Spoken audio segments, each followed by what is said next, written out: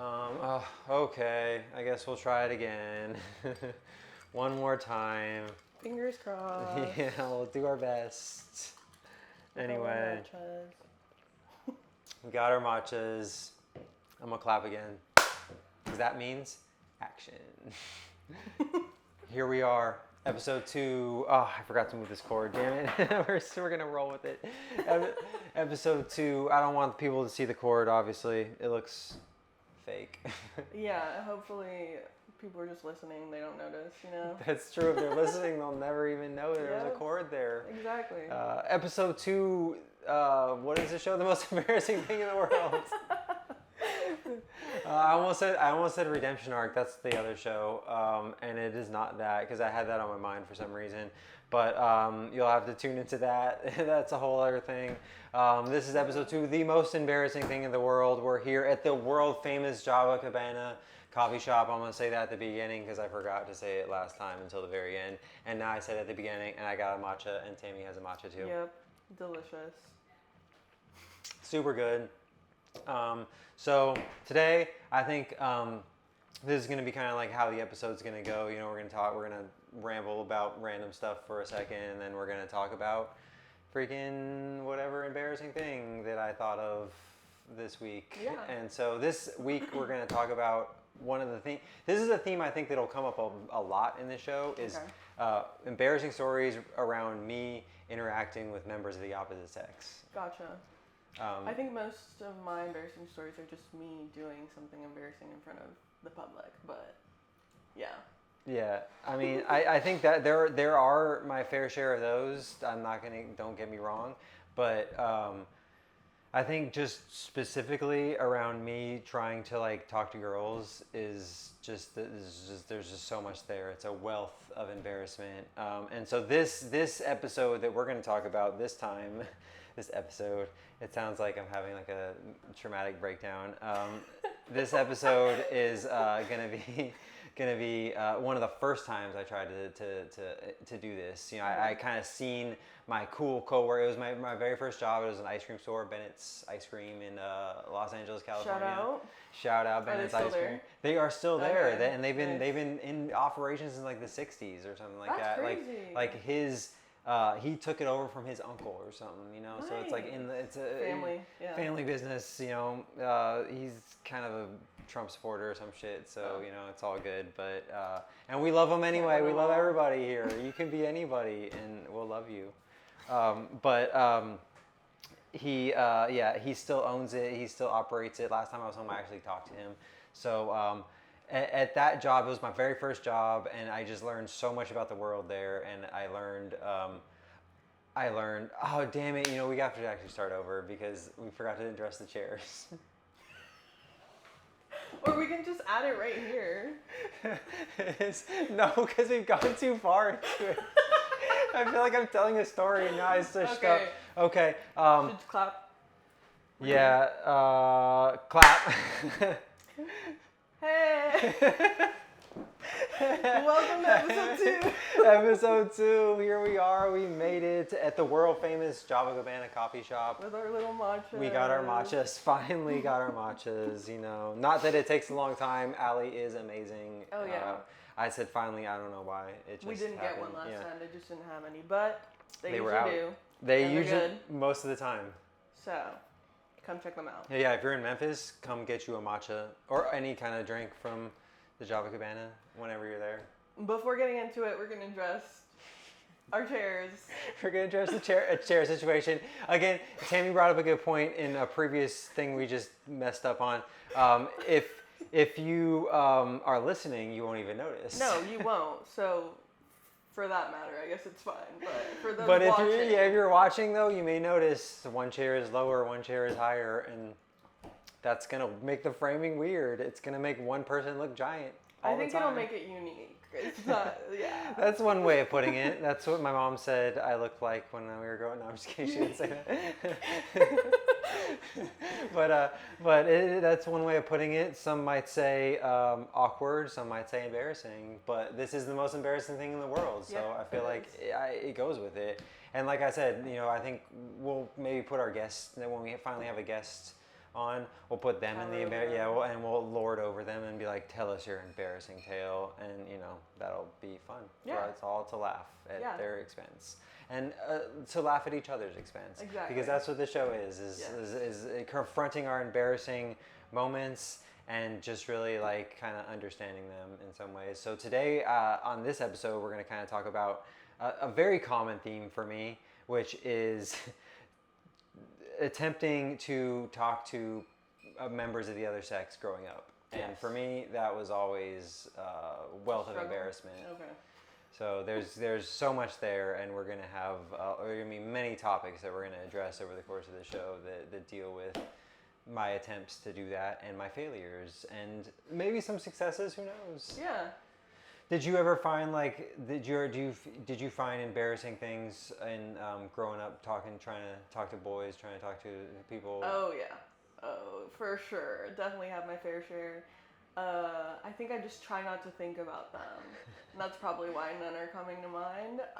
Maybe I just black them out. You're just like, I don't ever want to think of these again. I'll just forget that ever happened, and your brain is protecting you right now. Yeah, exactly. I feel like it's a pretty common thing for people in our society, especially boys, because we're taught all these conflicting messages growing up. You're taught to be, smooth, confident guy, but you're also taught to, this weird toxic masculine stuff. You're taught all these conflicting messages. You're bombarded with you're in the internet age, there's just porn is everywhere. So you're just taught these weird ways of interacting with women and how you're supposed to interact with women, and I think that I think the embarrassing part for me is quite different, which is crazy, because I think it's mostly my understanding of the opposite sex was very much perceived from rom-coms and Nicholas Sparks books. So they were always fantasizing oh, this perfect man that was written by a woman or something like that. So having to find the balance between that, I guess that is interesting, because it's such different perceptions of how we interact with for me it's just it was again getting all these conflicting messages and you having this idealized version of how the interaction is supposed to go, and then oh my god, and then when those two run head on into each other, embarrassment ensues 100% of the time. So that's I think it's it's made. It's tailor made for embarrassment. I will say that majority of my interactions, I think with the opposite sex that were maybe embarrassing, were more so embarrassing for them than me.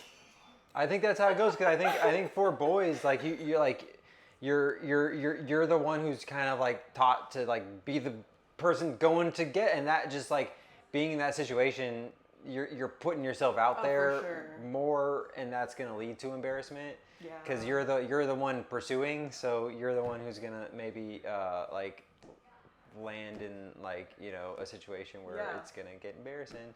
And so that's what I think that'll be the common thing, and that's definitely for this story today is definitely what happened here, because again it was my very first job. Shout out again Bennett's Ice Cream, and so I'm watching I'm learning so much from my coworkers. They're all these super smooth, cool guys who How are just old are you? I'm 38, so at that point. Oh, at that point. Yeah, at that point, I'm probably, I'm 38. No, I'm just kidding. So at that point, I'm probably 17. Okay. It was my first job. It was And everyone was older than you or around the same age? Yeah. Okay. Well, no, everyone, for the most part, a little bit older, sometimes even a lot older. Sometimes at that point, probably late 20s, probably oldest, the manager, late 20s. Okay. A lot of early 20s, at that point of working there too. I was definitely one of the youngest ones, and one of the least experienced ones. So that'll add to it. So I was just I was just sitting back watching them how they did it for a while, and just kind of trying to be okay. okay, I kind of get it. I kind of get like how the game's played a little bit. Okay, I see. They're just like having conversations. Okay, cool. You know, you just gotta like, from what I was like learning, for what I thought I was learning was like you gotta just like initiate the conversation, Yeah. and you're not gonna make every shot, but you're gonna miss. As Wayne Gretzky said, I always thought it was Kobe, but it's Wayne Gretzky. You're gonna miss 100% of the shots that you don't take. Yeah.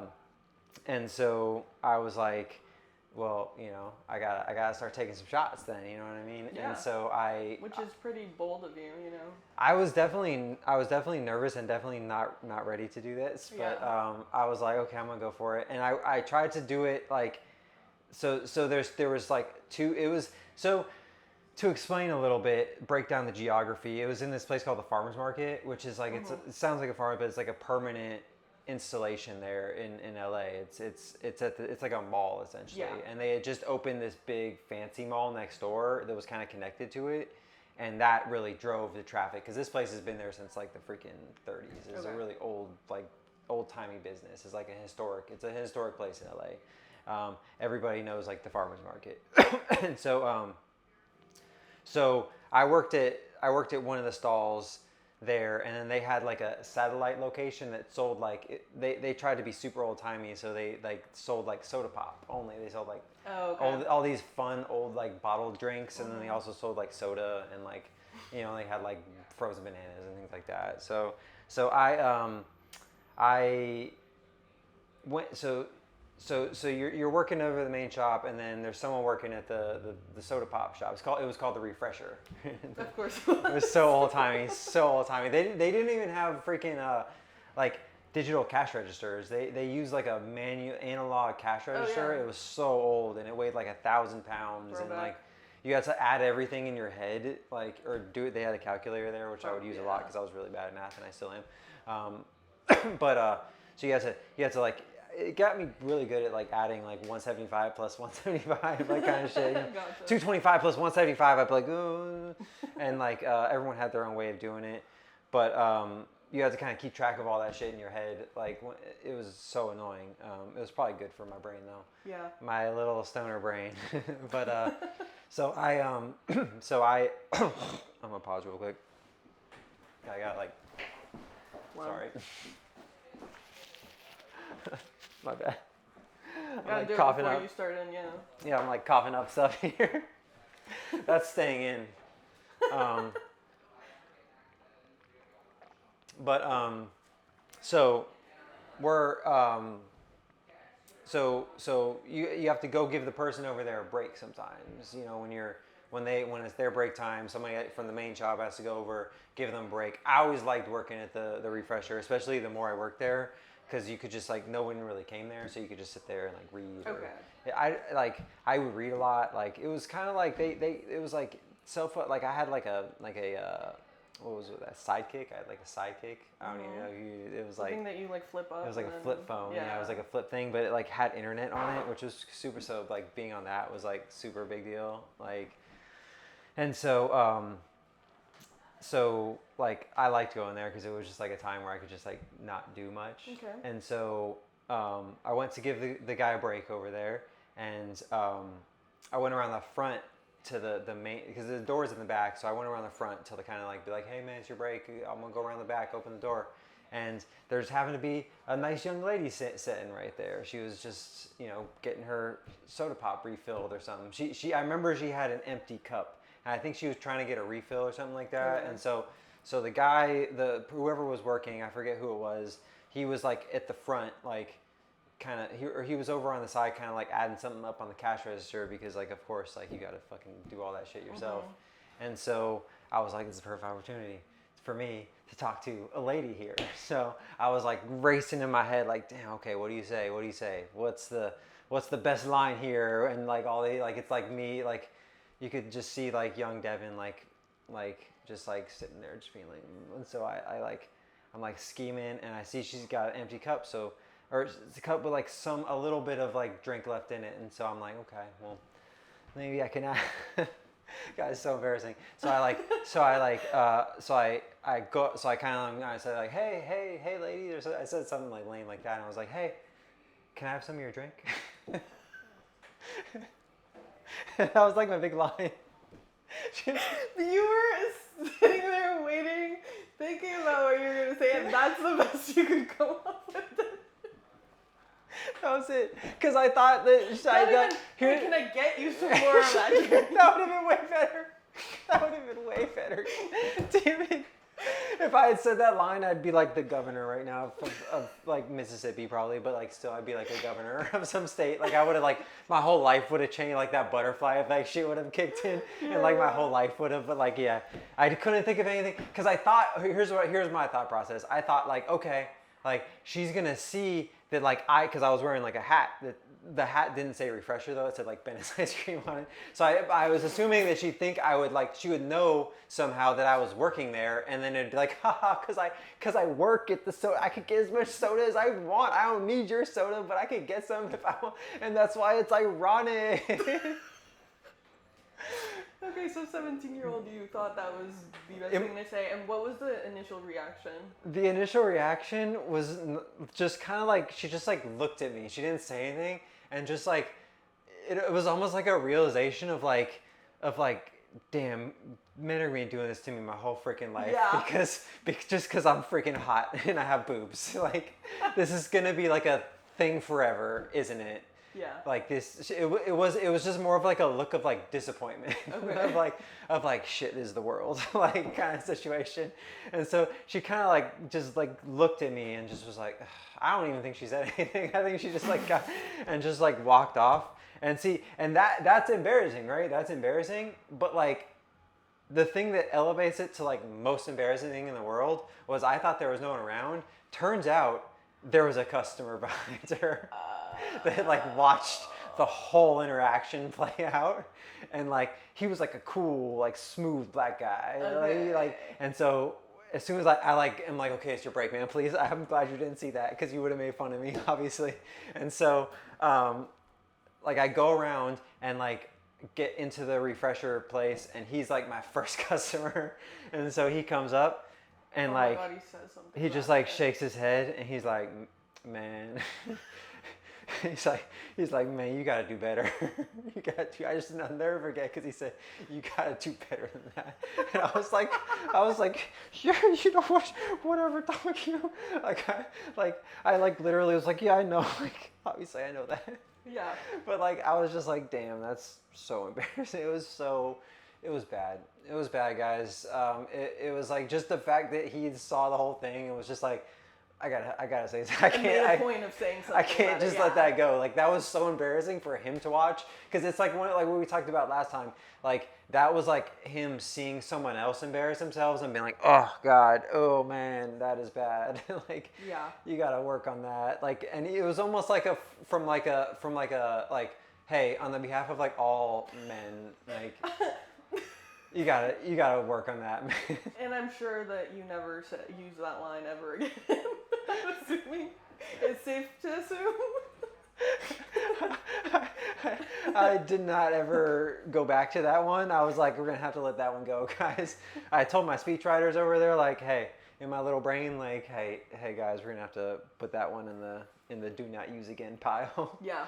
And Wise choice. I learned that we all learned that day, like, hey man, you gotta come with some better lines in that situation. You can't just come with your like, hey ladies, can I have some of your beverage there? But it's very 17-year-old, yeah. It's fitting for the time. Yeah, and it's like I had never really done it, and I feel like I was like I like thought that she was gonna be like, oh, he works here, that's funny, ironic.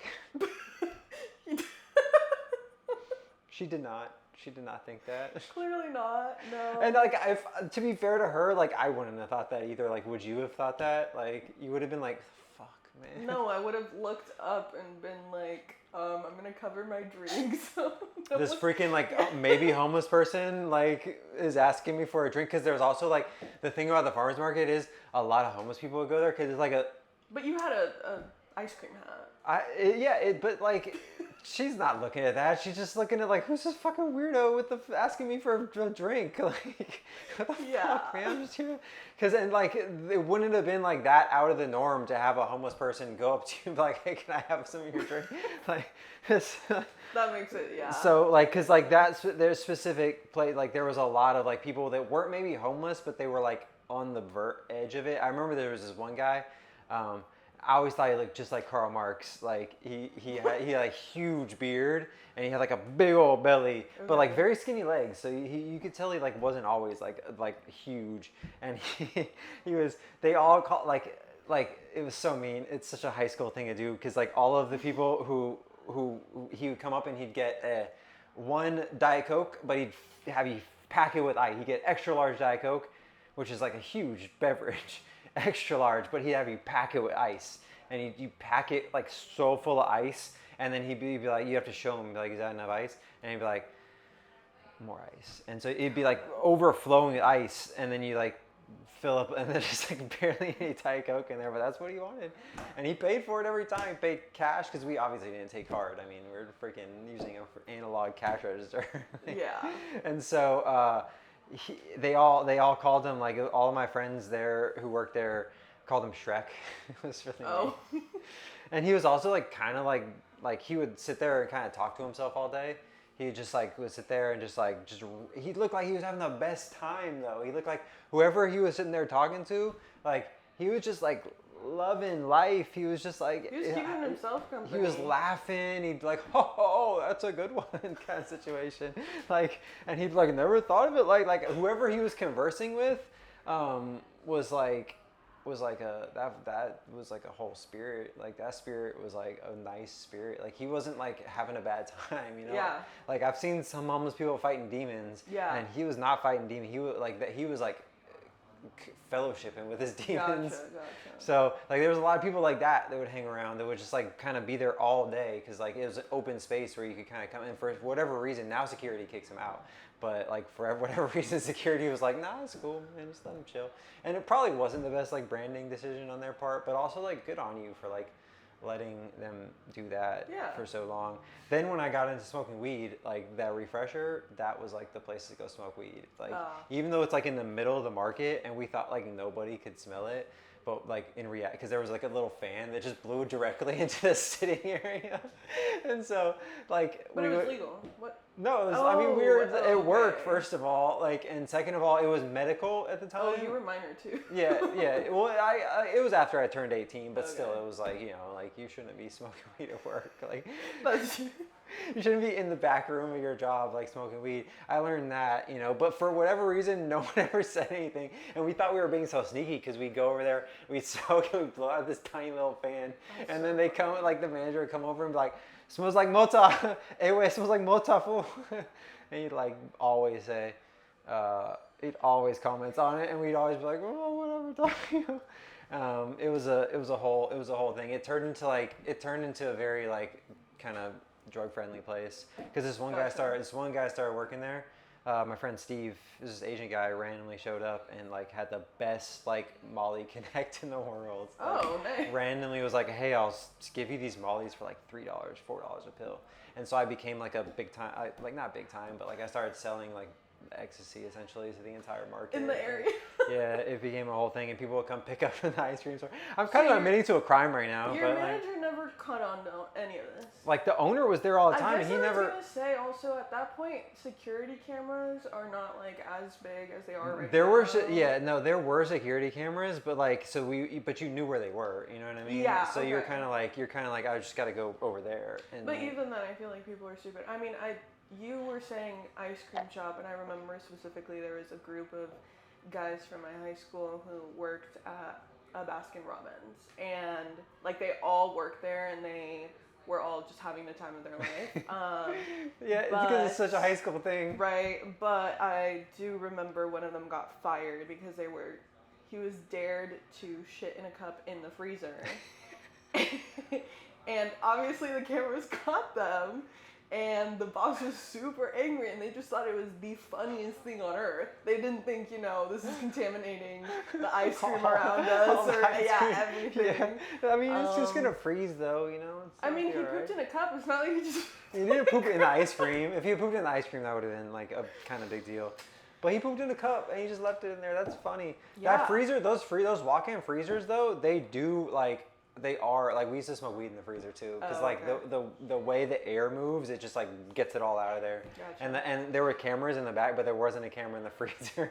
So we'd go in there and then kind of close the door and then be like, but then it'd be so cold. You'd be like come out and be like, oh shit, that's cold. It'd be like freezing because those walk-in freezers are huge. It was always my worst fear to get trapped in one, but like it was like a door that didn't really lock. You would just have it was like a magnetic thing, so you just have to push it open. Good times at the ice cream store, man. A lot more stories where that came from. Actually, the refresher in a future episode. Stay tuned. Where I lost my virginity.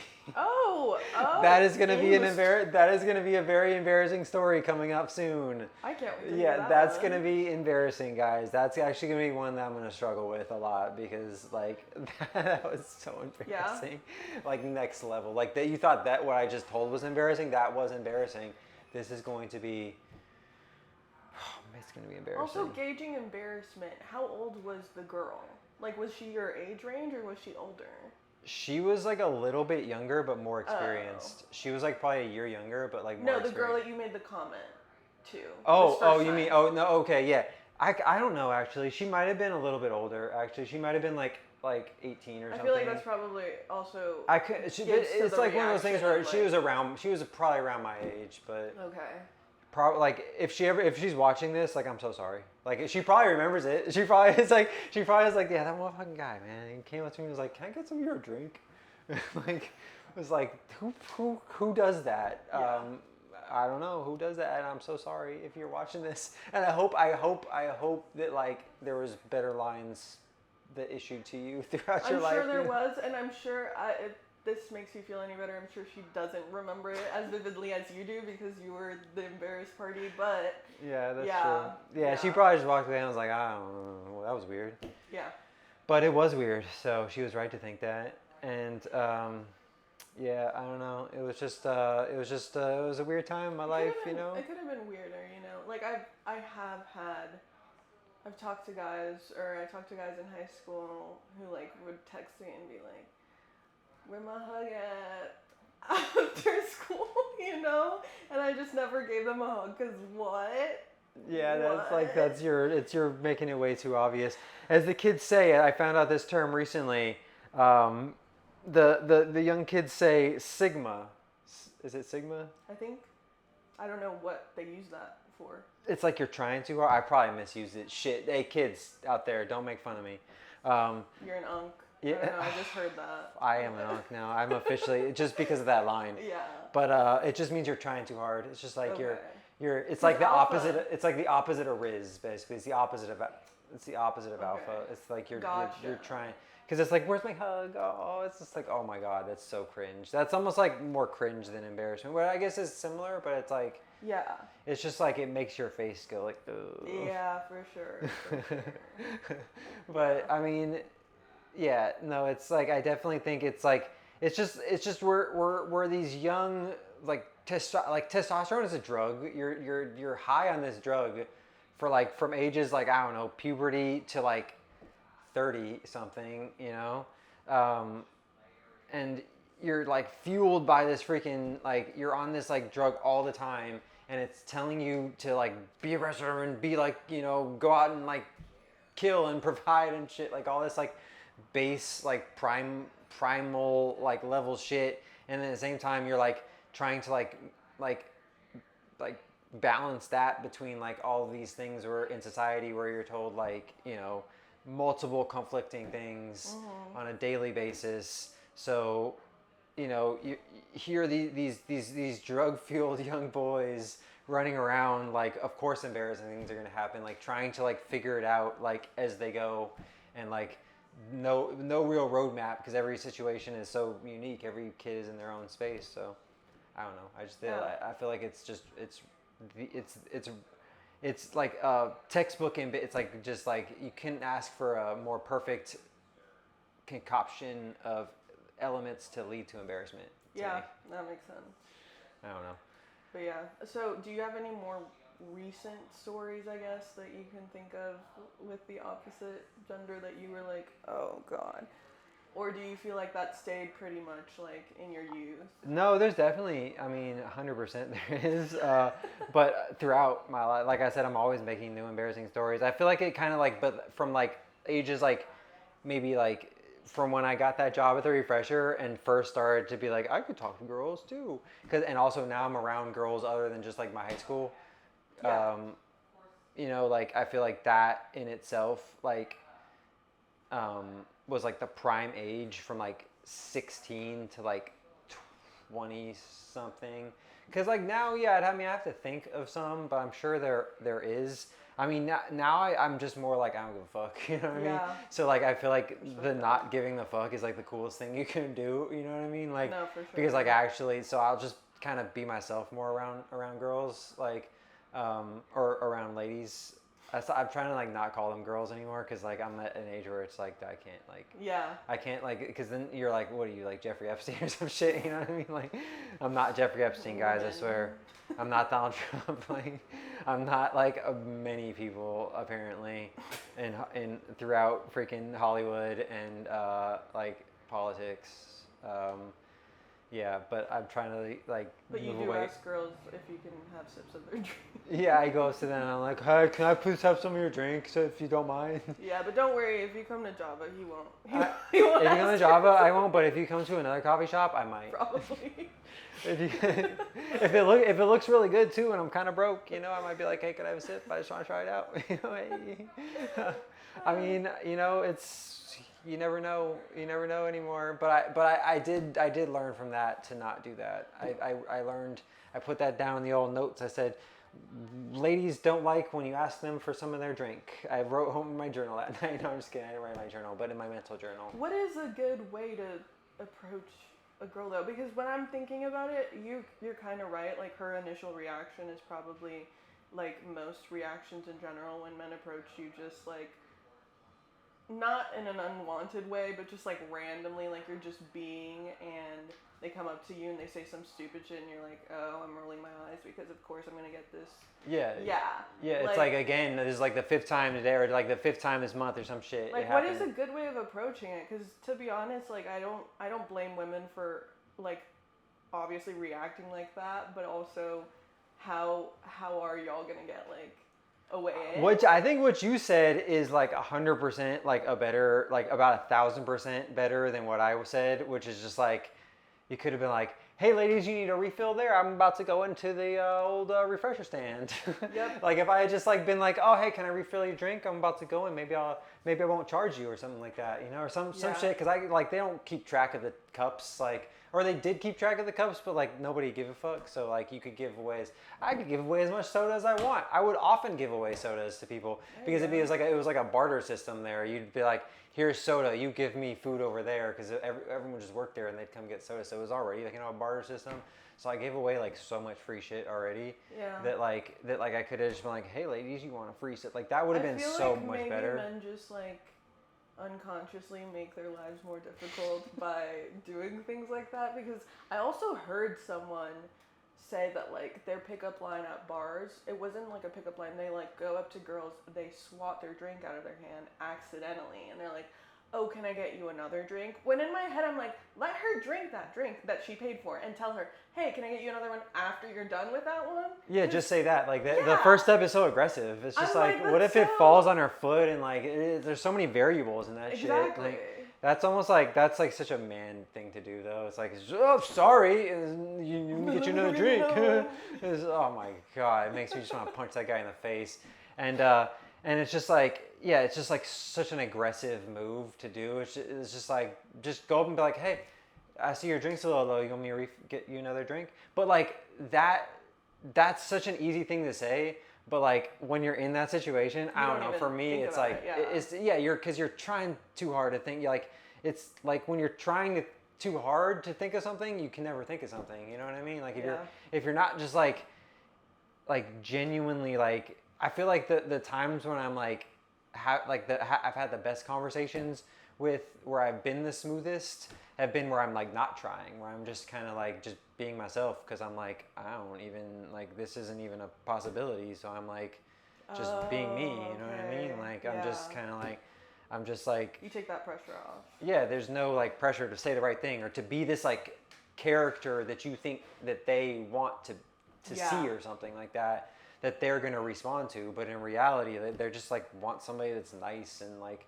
cares and genuine and um, like funny and like smart and like isn't weird and isn't like I think there's like so much like nuance in it, but I do think like I think just like it gets overly complicated because we're just sitting there trying to be like what let me like put on this other persona and then like keep up this other persona that's not me to like try to like and that's when I feel like I fall apart the most, and I do that still, you know what I mean? I'll still like when there's someone I really like, I'll like put on that persona of like this. Oh, for sure. I mean, I think everyone does that first when they're first trying to impress someone. Because you're like, 100%.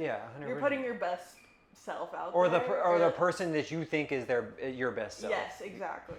Like, but it's a character. It's not you. No, I agree. And like having to play that character, like not everyone's a great actor. You know? No, and I think that what is different now, it's like dating apps and stuff. I mean, I haven't been on one in forever, but like I do know that there's kind of like it's hard to make an impression on there because it's all the same. I was just looking at my friend's dating app the other night, and it's just like everything. It's just like all within these little boxes, and just like the things to like about me, things I care way too much about. New Netflix nature documentary. That was literally one of the things, and it's just like it makes me just like it in itself is embarrassing, you know? Oh, for sure. And then Hinge, I think they added a feature where you can add a voice recording, and like I've seen women like basically make fun of men's voice recordings on there that they're doing like they're saying the stupidest shit, and they're just saying something like, I want you to come over here. It's like, why are you putting that on your public profile? Yeah, dude, that's on their they're not like sending it to someone? No, like it's on their profile. Like one of their, Oh God, that is. We should just like do an episode where we just like make fun of dudes' hinges who are just like leaving. That's actually pretty funny. Yeah. That's like it's like I feel almost bad about it though because it's like it's unconsented, But it's on their profile, so it's like they've obviously consented in some way. They didn't consent to us making fun of them about it, but I mean. Like public. It's public. I can do what I want. This is America for now, at least. You know. Yeah. And so I don't know. Yeah. I feel like that is a little like. It's tough. Even if you're perceived like through a phone, it like is embarrassing in hindsight, but it's a little better than like doing the in-person approach of like, oh my God. I guess that's why they've kind of like become like so ubiquitous, is because you don't have to like have that in-person moment of just like, oh, that was bad. But even your first meetup can be like, oh, that was Yeah, I mean, I've had some bad experiences on dating apps, I'm not gonna lie, and I've used them I'll admit it, I've used them way too much as like a hookup thing. I mean, everyone does. Everyone does, but like guys especially do, and like again, my friend who will remain unnamed, he was like specifically telling me I'm using this to like run. What was he saying? He's like, I'm trying to run up numbers or something like that. You know, it was some because he's just gotten out of a relationship. I'm not to put his business out there, but you know, he's using it for that purpose explicitly. And when I look at he was using Bumble, and when I look at Bumble. Like, girls have to message you first. Girls have to message you first, and I like the women that messaged him were not like up to his standard that he's created. Gotcha. And so he was like, I can't fuck with any of these. I'm not trying to marry them, you know. But so he was thinking about like best ways to like get into bed with them, essentially. And so it's just like almost like that's like. It's almost like there's this like pretext of like we're dating, but like at the end of the day they're using it like Grindr, like gay men use Grindr essentially. Yeah. But there's this level of like Grindr just cuts the bullshit and is like, let's just fuck. You know what I mean? Honestly feel like that's kind of what Tinder turned into. But it kind of, but there's still that level of like, but we're gonna date. We're at least gonna like go out on a Yeah. date. Like Grindr's like, come over here right now and fuck me or some shit. yeah, Like that's true. Grindr's like, it's like not like Also, there's. Grindr's like you don't show your face, right? Or No, you do. Oh, you do? Well, for my friend Walt, like, well, from my friend. Not me. But yeah, so from what I've seen on Grinder, which is a lot, no, but you can show whatever you want. You know what I mean? Like it's you can show your face, you can show other things. Yeah. Most people show other things. Yeah, I guess. A lot of people show other things on there. But you can also be like, it's also like, I mean, it's for dating technically, from my understanding of it. It's for like, but the whole pretext has just been like, okay, let's just drop that and just like, and then if we want to keep and like, let's just like let's just fuck, and then like if we want to like keep doing this and want to hang out, maybe we like each other, then we can do that. Yeah. Which I think is actually like not that bad of an approach. Like you're just like you're just being kind of upfront about it, and it's definitely an approach that like only men can get away with if they're hooking up with other men, because it's such a man thing to do. For sure. Because you do, yeah, there should like there should be a level of like getting to know someone and like being like, are we even like compatible on like a human level before we have this like intensely intimate interaction. You know what I mean? Yeah, Like, not everyone views it like that, I guess. So. but yeah, It's I mean, different. and so I mean, I appreciate it on one hand, but it's also like it could only really exist with men, because men again are driven like in a specific way, you know, regardless of if you're a gay man, a straight man, a bi man, whatever type of dude you are, like you're driven with that, you know. Like it's just like it's evolutionary. I hope I don't sound too much like Andrew Tate now or something though. I don't think so. Well, I'm not getting that vibe at least. Okay, cool. I'm trying to think of like embarrassing stories that I've had, but that like I said, it's mostly like I was embarrassed for the guy, and also I was very like appalled for the most part, I think. Yeah, more appalled than embarrassed. Yeah. If Which is anything, they're I'm a fine line, you know. Yeah, I'm thinking about like, are they embarrassed by that moment, or was it just me perceiving it as something that they should be embarrassed by? You know what I mean? Well, I think embarrassment also takes a level of like self-recognition that it's if you're in a wonderful bliss that like nothing I do is embarrassing. I'm just like taking a bunch. If you're like basically like Patrick Schwarzenegger's character from White Lotus season 3, if you've watched, if anyone out there has watched, like who just has like, he's just like, you gotta just shoot your shot every time, you know, and you're gonna miss some shots and you're gonna make others, and that's again very much how the guys that I worked with at the ice cream shop were. Like they would put a lot.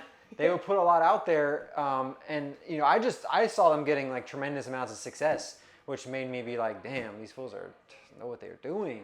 So it gave me like a kind of like a fire to be like, not a fire, but just like I gotta start doing this, otherwise they're gonna make fun of me. Maybe a bit of a false sense of hope. A false sense of hope, but also just like I want to kind of fit in and No, I like get be that. be one of the guys, you know what I mean? Yeah, for sure. But they were all just like and a lot of the women they would talk to were like also like worked in the market vicinity, so like there was just like you'd see it wasn't a lot of just like pulling random girls I from was like gonna the say line. that is the best you know? approach. It's like doing it with people you know or Yeah, semi-know, you or, see like, you see friends them all the first. time. You can go Yeah. talk to them on your break and stuff. I mean that's how I ended up actually like dating. I think one of the most attractive girls there, who was like she worked at the funnel cake shop. There was like a funnel cake shop. It was like a This little is so bakery, cute, yeah. and I worked at the refresh, and they were like right across from each other, and so we kind of see each other, and we'd be like, hey. It was such like an innocent like, Yeah. and she was probably like I mean it sounds weird, but like it was like probably like a 2-year age difference. So when she was like 16, I was 18, and I always felt really weird about that because like she was like, because I was like technically of age and she was technically like, even though in the South I don't think that's the thing. Could have been worse. Yeah. But like, yeah, she was like younger than me a little bit. She was still in high school after I graduated essentially for like a few years, you know, like, and she, you know, I feel like I was still like emotionally like younger than her probably. And that relationship was but like, you were probably emotionally older than the men her age or guys her age. yeah, so that's exactly. why, Yeah, exactly. Yeah, and like I also got a car after she like once I got a car, then that really escalated the relationship in a lot of ways because it was just like, yeah, it was also like kind of like, I mean, we'll get into all this in another episode, but yeah, it was just like such a cute little like romantic, like cute little romance, you know, like and yeah, she was like, I don't know, she was just very like innocent, and like I was very innocent, and like we were both just like, I don't know, like we both just like liked each other, and then like kind of So something wholesome came of exactly that. like it, Okay. yeah, exactly, and like I feel like I learned from my failures. Although to be honest with you, it was her friend that worked with me that I initially really liked, and then I found out that like the one that I ended up dating was the one that actually like had a crush on me, and then I was like I kind of like gave up on her friend and started or gave up on the girl that worked with me, That's crazy. the initial one, because I think they both kind of. I mean, because I was like like graduating high school. This was before I became like the cool, like this embarrassing story I just told was kind of before I became like the cool guy. It was kind of before they started working there. That was like the next summer. I think this was like the summer. This was like the first summer I worked there, so I was still kind of like and then the next summer. By the next summer, because I worked there like my senior year. That's what happened. Yeah, I worked there. I got a job junior year, high school, and then worked there over the summer. After junior year, I mean, and then worked there senior year just on the weekends, and then graduated. And then when I graduated, I was like, I'm the cool graduate now, working at the Ice Trash. I thought it was so cool. And then that's when all the drugs and stuff happened, and that's when they started working there. They both kind of started working there around the same time because they were friends. And So how long did you work at that ice cream shop? oh, so many. No, I got fired probably like in like a couple of years, like 2 years later. Yeah. Okay. And he fired me in the most passive. Side note, he fired me in the most passive aggressive way possible. He just like stopped putting me on the schedule, and I just went there. People love doing that. I just went there one day and I was like, well, my name's on the schedule, guys. What's going on? And the people were just like, oh, you should call Scott. He's the boss. And I was like, I think I texted him. I was like, hey, am I not working here anymore? I don't have a job. And he was like, yeah, something like that. And I was just like, way to be a little fucking bitch about it. First of all, like. So did you?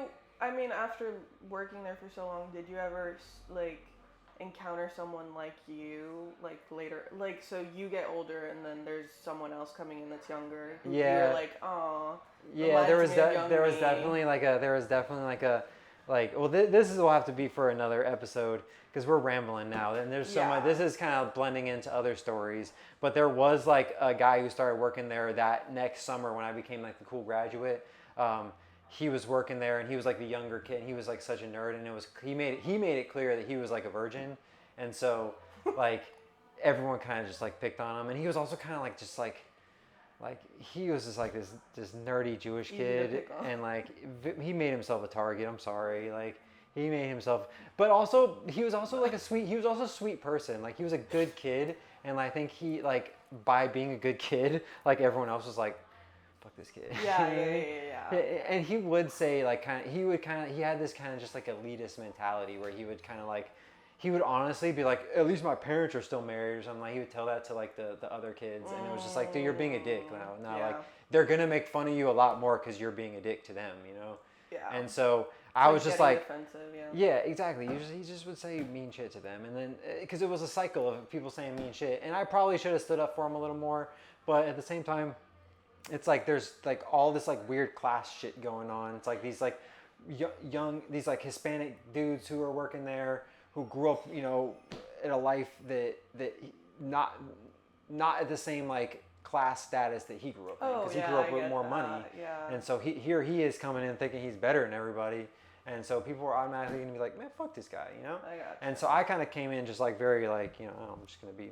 I was very quiet at first, and just like, you know, just kind of just standoffish, and then you know, as I got to know everybody, then I started opening up. But that's a whole, I mean, we're getting into many other topics. There are so many more to go. Our matchas are empty now. We got to go get refills. I'm not going to because I can't afford it right now. But, but hey, get us bigger than Rogan, and we'll get a bunch of matchas. Matchas for everyone. matchas for all the viewers. Not really, because, well, I mean, right now that'd be possible because the number of viewers is 0. Yeah, as of currently. But one day, we're not going to be able to afford all the matchas that for all the viewers because there's going to be too many of them. Exactly. But until that point, please tune in. Please watch us. We literally had to have Tammy's boyfriend come in and help us with the framing because like it would have just looked even worse. Yeah, it's So- funny, but it could have been worse. So. Yeah, shout out to Cooper Shout for out. for helping us, man. Appreciate you, big dog. Also getting really hot in here, so Yeah, like, it is. Hot day. whew, it's Memphis. Peace, y'all. Let's get out of here on that note. Sounds good. Next time. Bye.